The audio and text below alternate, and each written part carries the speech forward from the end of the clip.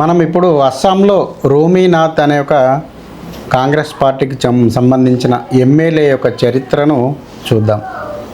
దాదాపుగా ఆమె అస్సాంలో రాకేష్ సింగ్ కుమార్ అనే యొక్క ప్రముఖ డాక్టర్ ఉండేవారు.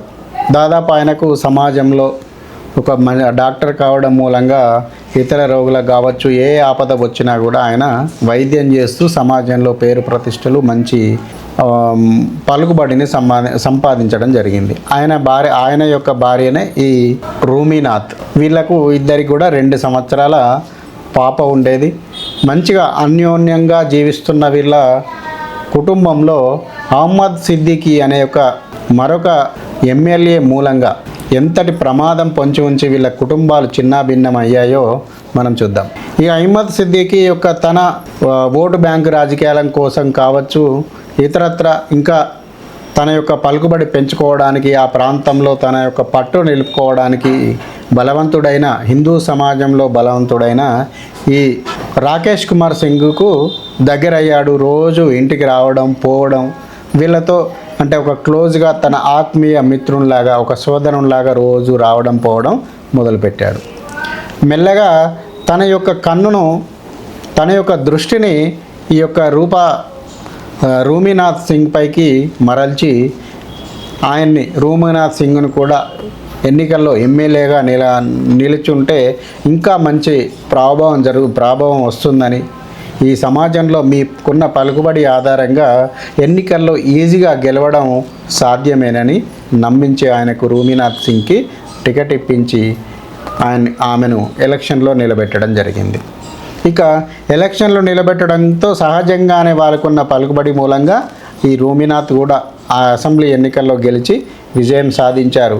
ఆ యొక్క భ్రమలోనే ఉండిపోయి ఏదైతే అహ్మద్ సిద్దికీ యొక్క భ్రమలోనే ఉండిపోయిన ఈ రూమీనాథ్ మెల్లగా అహ్మద్ సిద్దికీ ఏం చెబితే అదే అనే విధంగా తయారైపోయింది.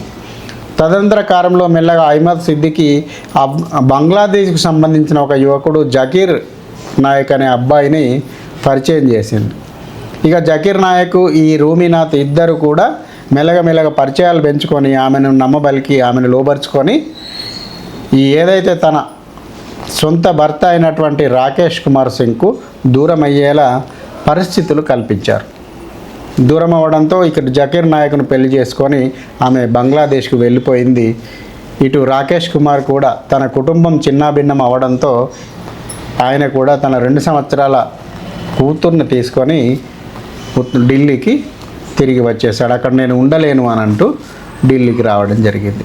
ఎందుకంటే స్వతహాగా ఒక పలుకుబడిన కుటుంబం, అందున తన భార్యనే తనకు చీటింగ్ చేసి, మోసం చేసి, వేరే యొక్క మతానికి వ్యక్తికి లోనై, ప్రభావంలో లోనై, ప్రేమ మత్తులో ఆ యొక్క జకీర్ అబ్బాయికి ఆకర్షితులై ఆమెను పెళ్లి చేసుకొని అసలున్న వైవాహిక బంధాన్ని కూడా విడిచిపెట్టి వెళ్ళిపోయింది. తదనంతర కాలంలో మళ్ళీ ఎలక్షన్లు వచ్చాయి. ఆ ఎలక్షన్లలో రూమీనాథ్ తిరిగి ఎలక్షన్లలో కూడా నిలబడ్డది. ఎప్పటిలాగే ఆమె ఏదైతే పాత ప్రభావపు నీడ ఉందో ఆ నీడకు మచ్చపడడంతో ఆమెకు ఓటమి లభించింది. ఆ ఎలక్షన్లలో ఆమె ఓడిపోయింది. దాంతో ఇక తనను కనీసం డిపాజిట్లు కూడా దక్కని పరిస్థితుల్లో అసలు ఏం జరిగిందో, ఆ కుటుంబానికి ఏం జరిగింది అనే విషయం మీద ఈ జకీర్ కూడా ఆమెను తన యొక్క లక్ష్యమైతే నెరవేరింది కాబట్టి ఆమెను వదిలేయడం జరిగింది. ఇటు రాజకీయ పరంగా ఆమె ఓటమి చెందింది, ఇటు కుటుంబ పరంగా కూడా ఇటు సొంత భర్తను వదిలేసి ఆ జకీర్ వెంట వెళ్ళడంతో ఇక నా పని అయితే అయిపోయింది అనే ఉద్దేశం మీద ఆ జకీర్ నాయక్ ఆమెను వాడుకొని వదిలేశాడు. దీంతో చేసేదేమీ లేక మళ్ళీ ఇటు తల్లిదండ్రుల దగ్గరికి రావడంతో తల్లిదండ్రులు కూడా ఆమెను చేరదీయలేకపోయారు, ఇటు భర్త కూడా ఆమెను దగ్గరికి రానియలేకపోయాడు. దీంతో ఆమె ఏదైతే ఆ యొక్క ముస్లిం మతంలో తను చేరినప్పుడు ఆ జకీర్ యొక్క వ్యాపారాలు ఈమె కూడా అందులో భాగస్వామిగా చేస్తూ దాన్నే కొనసాగిస్తూ రావడం జరిగింది. ఇంతకు ఆ జకీర్ చేసిన వ్యాపారాలు ఏంటి అంటే కార్ల దొంగతనాలు. అదే కార్ల దొంగతనంలో ఏదైతే జకీర్తో ఉండగా ఆ దొంగతనాలకు సంబంధించిన కేసులు బయలుపడడంతో ఇప్పుడు ఎటు కాని పరిస్థితిలో ఆమె పూర్తి స్థాయిలో ఒక దొంగగా ముద్రపడి ఇటు అత్తమామలకు, ఇటు తల్లిదండ్రులకు, ఇటు సొంత గౌరవనీయంగా బతికిన జన్మనిచ్చిన ఒక సమాజంలో సంఘం ఏర్పరిచిన హిందూ మతానికి దూరమై ఇప్పుడు ఆమె ఎటు కాని పరిస్థితిలో తయారైంది.